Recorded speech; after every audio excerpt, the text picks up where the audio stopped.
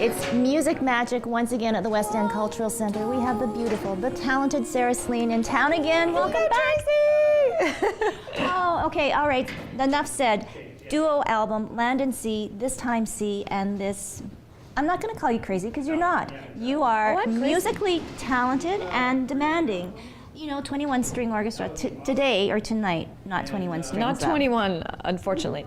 But yes, we have 5 of the core group that I'm traveling with. So I'm taking a string quintet everywhere we go. That sounds nice, eh? Doesn't have a nice ring to it. But in the cities where the venues are large enough and there are a sufficient pool of musicians, symphonic musicians to pull from, we're hiring local players. So we, tonight in Winnipeg, we're going to have a 9-piece section with my band. And we just played Ottawa with the 12-piece section. It's so... What is that like? The sound is so beautiful. The sound is incredible, but I mean, let's talk now about personalities. You know, you're used to on the road with your family, but you know, sometimes you're extending that and meeting people for the first time. Sure, you know, actually, in this quintet, there are some people that I've known for years. In fact, Karen, the concertmaster, came with me across the country for my Nightbugs tour, my first Nightbugs tour in 2002.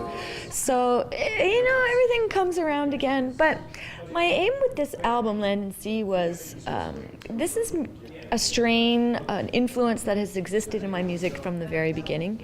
And it got to the point where they needed to have their own separate worlds.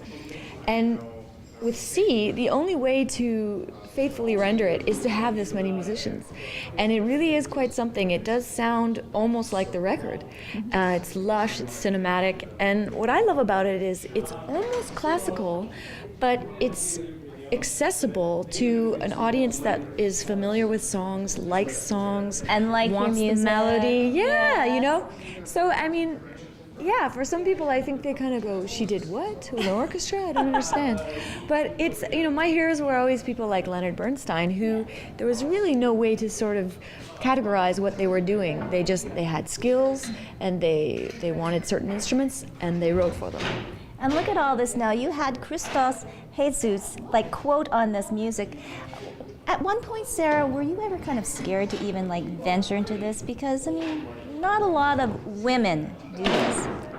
No, and yeah, you know, you can't look right at that. You can't look right at the obstacle. You have to look right at the goal. And that's really what I was doing, and so excited by the idea of hearing an orchestra play this music that I'd written.